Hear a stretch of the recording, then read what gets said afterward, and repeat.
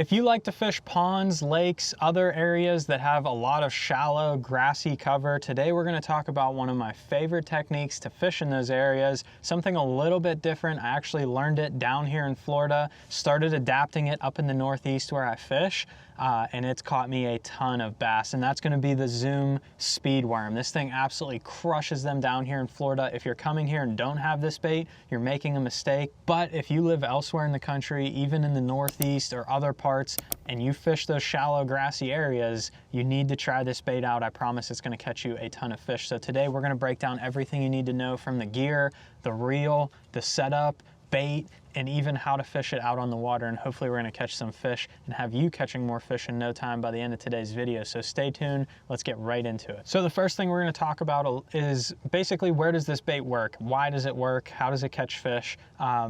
Number one place we're going to fish it is areas like behind me right here. Tons of cattails. We also have lily pads and Kissimmee grass off to my left here. We'll show you all these areas here as we're fishing it, but basically big expansive grass flats. It can be emergent grass like the lily pads or Kissimmee grass, or it can be even submergent grass, milfoil, hydrilla, any of that stuff. And the reason it works so well is because it's perfectly weedless. It's so narrow and tapered, it will literally come through any cover that you can put it through. I've fished it in brush piles and wood as well. But the number one way I like to fish this thing is through the grass. It allows you to search those big grass areas, especially places like lily pads, where very easily, even subsurface, where other baits won't come through. Like, you can't throw a chatterbait or a spinnerbait in tons and tons of lily pads. It's just going to get hung up in each one and you're never going to be able to fish it effectively. But this bait will come through. You can fish it just like a spinnerbait, and we're going to show you how to fish it out here on the water today. But it is just a magic bait for fishing in grass. So let's get into the details of this rig, and then let's get out on the water and show you how to fish it. So when it comes down to the gear for this setup, it could not be any simpler. A 7-foot medium heavy rod. This one is a Kistler KLX. Does not have to be a Kistler KLX. I fished it on a Dobbins Fury 734. Anything 7 to 7'3", medium heavy power. That's all you need. Anything you'd fish a regular Texas rig on, or a worm, or any of that stuff, that's my setup. Basic, basic, basic. And then for the reel, a 7:1 gear ratio reel, same thing I'd fish any other Texas rig on. It's as simple as that. If you had a spinnerbait rod, whatever you'd fish a spinnerbait on, it would work on that setup as well. Just a really basic setup that you can do all around stuff with. I've talked about a setup in another video, which is basically the only combo you really need in bass fishing. That setup would be perfect for this, or if you have anything similar to that. When it comes to the line, I have 15-pound test fluorocarbon on here today. We are fishing heavy cover, but it's not ultra heavy. Like if I was on Okeechobee or something, I'd probably want to go to 30-pound braid. But I'm fishing some sparse lily pads, some Kissimmee grass, but it's light enough I can get it through. And while there are big bass in this lake, there's also a lot of small ones as well. So the 15-pound fluorocarbon holds up just fine. Especially if you're fishing northeast or submergent grass like hydrilla or milfoil, the 15-pound test fluorocarbon is probably what you're going to go with 95% of the time. Unless you're fishing really heavy cover, then I'll go to braid. When it comes to your setup down here, the first key, you have to have a bobber stop. So I'm going to peg my weight, I'm going to put a bobber stop up my line, and then I'm going to go to my weight here. And when I pick weight options, there's a few different ones that I can choose from. All the way from weightless. If you really want to fish this like a topwater, which is possible, you can go with weightless. But if you're looking to pick like a good area to go with, a 1/8 to a 3/16 ounce weight is almost always where I go. So I have a 3/16 on here today. That is like perfect for what we're going to be doing. It allows it to get down in the water just enough. But since this bait, like, it's not like a spinnerbait, it's not going to sink aggressively, and it's not going to have a lot of lift on it from the blade. So you don't need like a 1/2 ounce or a 3/8. A 3/16, even with a slow reel, this thing's going to be right underneath the surface. You're only going to get it about a foot, maybe a 1.5 feet deep.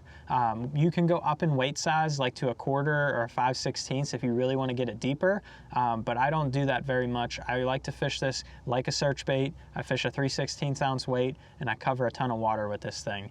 I have a 3/0 Gamakatsu Superline hook on here. That's my setup that I like to use. You can go up in size. I've fished the Magnum speedworm before, and you'll have to use like a 5/0 hook in that scenario. But the 3/0 does just fine on the regular size speedworm. And then this is the magic ticket, a Zoom ultravibe speedworm. It's got to be the ultravibe one. Don't get the regular speedworm that just has the paddle tail. It's not going to do the same thing.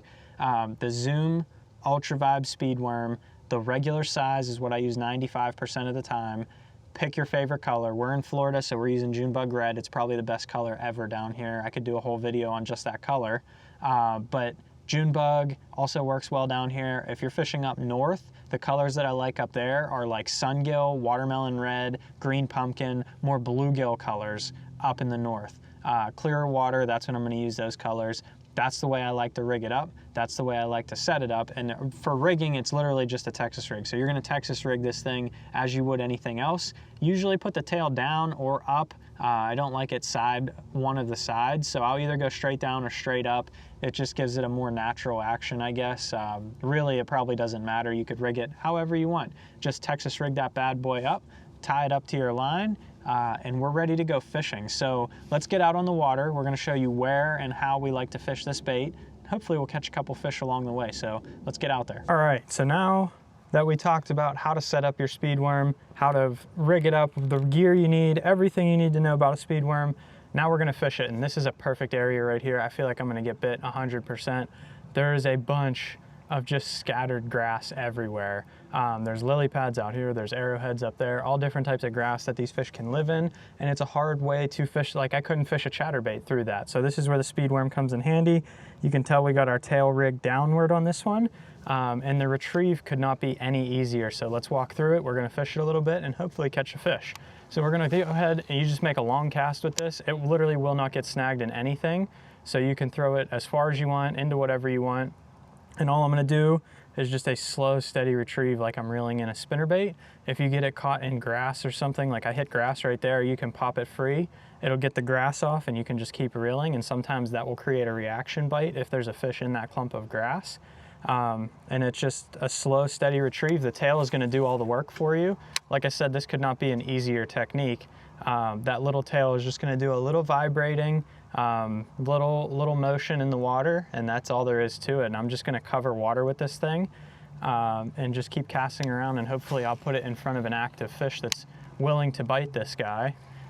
We'll just keep reeling it around. And the other thing is, once I get this one in here, I'll show you a second way to retrieve this that you can actually catch even more fish with it. It's more than just a search bait like we're gonna use it like today. It can be very versatile and you can do different things with it. And while we have these docks around where we're fishing here, we'll show you what I can do with it. What I like to do in areas like this where we have a bunch of docks, we have some trees, stuff like that, like this tree would be perfect. I can take this same bait and it's just like a curly tail worm. I can just flip it to the base of this tree, or if I get bit and miss the fish, I can throw right back without changing baits. I can just throw it to the base of this tree and just drag it like I would a Texas rig. So we'll go down this bank here, we'll fish a couple docks, we'll fish the grass in between, and we'll show you the versatility of this bait. So we're gonna go ahead and make a far cast in there and just go ahead and reel it on out.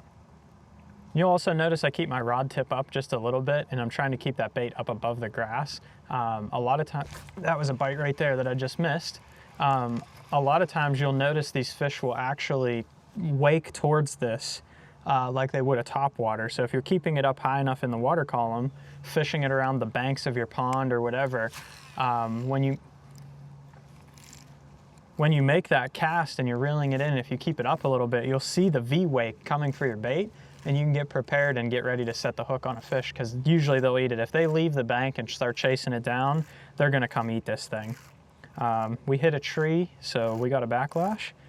It happens. We're gonna go ahead and pick her out and get back to fishing. And then I have this dock right here. I'll go ahead and just skip my bait on under there.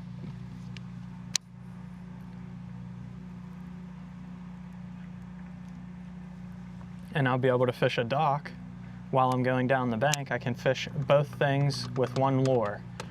So that's why I like this bait so much. I can just work down the bank, skip a couple docks and fish the grass in between without having to change lures a bunch of times. So we'll bomb one way under there. And I mean, you can fish this speed worm through literally anything. Like I'm fishing it through these lily pads right here, no problem, not getting hung up on anything. You could put it through the most amount of grass ever and it will come straight through 95% of the time. It's super effective in the grass. I'm just pulling it over the lily pads, letting it fall back through, and that light weight is key for that. If you went with too heavy of a weight, you'd be fighting it through the grass all day, but with this really light weight, I can just fish it through all this stuff. I shake it off that lily pad, it comes right through, and I can just keep on winding it, and I don't have to stop or get snagged or anything like that. And I can just search these places effectively to see where the fish are. And the 2-bait-in-1 benefit is awesome on a place like this where I can just go ahead and pitch it to this dock and fish around there as well without having to pick up another bait. And then I have pads right on the other side here again, so once I'm done fishing this dock, I can go ahead and reel this back in, make another cast right into the pads over here, and start fishing it like a search bait again. Oh my gosh, you're kidding me. Do I like not know how to fish anymore? What is the deal? Still worked. Somehow. So these fish have been giving me a lot of trouble today, but we managed to get one on the speed worm right there. And as you can tell, I had a couple bites up shallow. I was reeling it around the shallow cover, but it just seems like they're not very active and willing to chase today. This is not a big one by any means, but we tried to make a skip under that dock and I slapped the top of it and it fell in the water, but it still managed to get bit. So super versatile and effective worm for fishing shallow cover and around weeds, but also being able to use the same worm for multiple tasks and fish down the bank. So if you enjoyed today's video, leave a like down below, hit that subscribe button so you don't miss any more of my fishing videos coming up. And if you'd like to check out another speed worm video, I'll leave one right here that I did in the past, also talking about one of my favorite worms for fishing for shallow bass. So we're gonna let him go and we're gonna get back to fishing. See you, buddy.